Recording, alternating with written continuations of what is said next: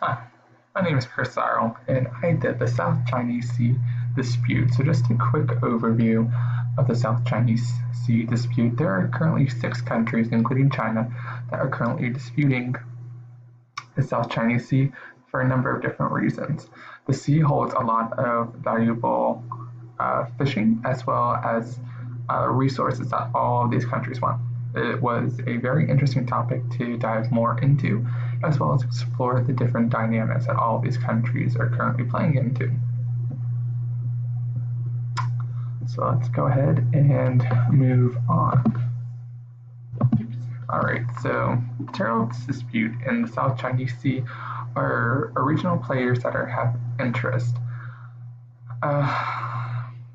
So the Republic of China, which is of course Taiwan, China are a very big part of this dispute. They're both claiming different islands and different resources as well as boundaries between the two. There are disputes that go on for islands that dispute between the Philippines, Burma, Malaysia, and Vietnam. The islands, there are a couple different islands as well as 2 different banks that are currently heavily disputed on, as well as the marina boundary. So this is a boundary that all of these countries are disputing over because of the minerals and of the fishing rights that these countries want. This is also something that China has been very pushy about. They are not backing down, and all these countries combined do not even come close to what the Chinese have an interest and power in the region. So we'll also discuss that later on in the presentation. So the marine boundaries is definitely a big issue, which are waters north of the Natuna Islands disputed by the Republic of China, Indonesia, and Taiwan.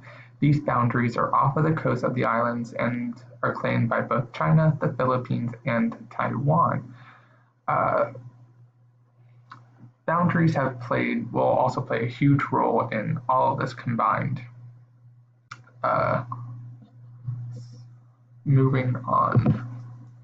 The historical background. So prior to World War II, a great portion of the region was controlled by France, which was also known as Indochina, which is Vietnam, Laos, that whole sub-region. And then during World War II, of course, we know that the Empire of Japan came in and controlled most of the region. The Japanese saw it as a strategic point to make sure that their military presence was pursued. The 1951 Treaty of San Francisco did not specify the islands that we talked about above to which nations they went to, so it's a lot of different limbos and not very anything direct. China's government and military officials have asserted the 9-dash line, historically which belongs to China. The main players and interest is the dispute in China, which sees the Chinese a leading position in the Pacific and the so-called First Island Chain. Vietnam, Taiwan, and other Asian countries are sort of combating this rivalry. As a serious player, India has also intervened in the South Chinese Sea. There's a whole other issue between India and China, which has also been playing out currently with the borderline issues near Tibet. It's another huge issue, but that's not what we're talking about at the moment.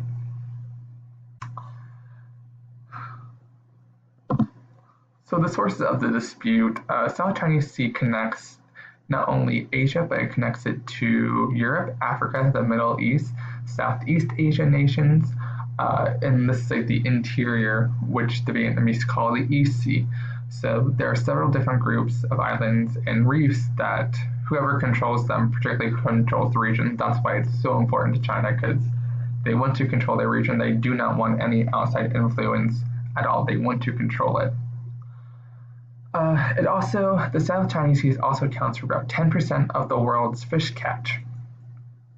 Additional estimates of the region oil reserves, as well as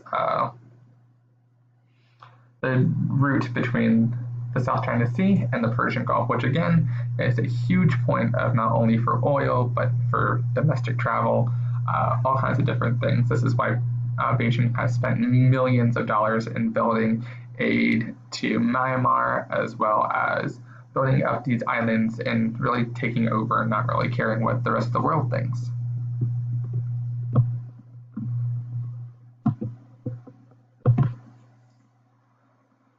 The territories disputed by China overlaps some exclusion economical zones, also known as EEZs, of the other countries. There's different articles in the UN that also sort of deter this.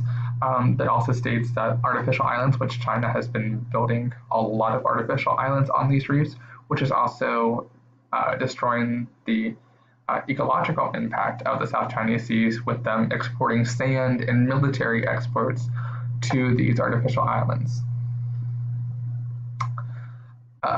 It also goes against a convention that they signed in '82, which denounces China's historical claims to the territory outside of their borders, except for the bay and coastal areas.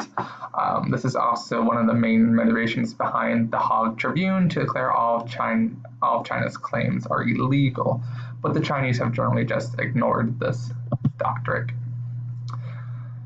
The U.S. has a priority in this Asia-Pacific region. It's also to prevent Chinese from gaining too much control. It's to control the situation in the South China Sea. It also takes swift action in the event of deterioration in violation of U.S. interest. This is also to attract other Asian nations into the U.S. orbit to also influence, which again, China is sort of doing the opposite to counteract all the U.S. is doing in the South China Sea.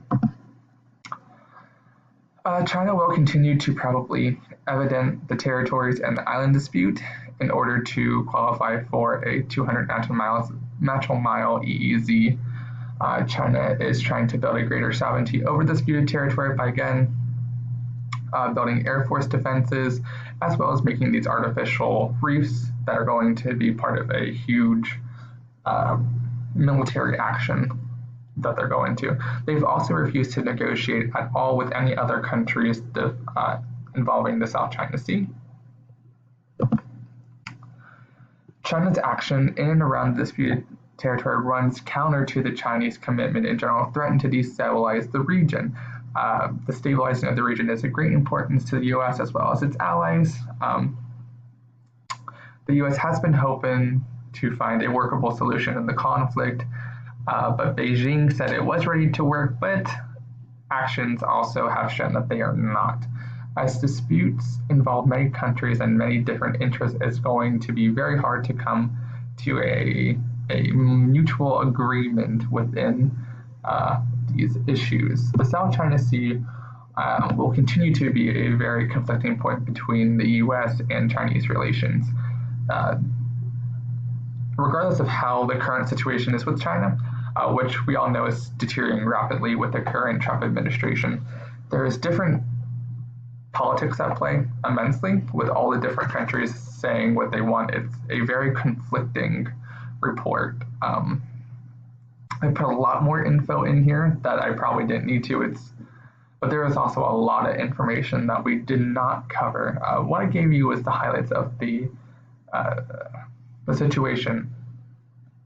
So again, thank you guys so much for listening. I can't wait to see some of yours.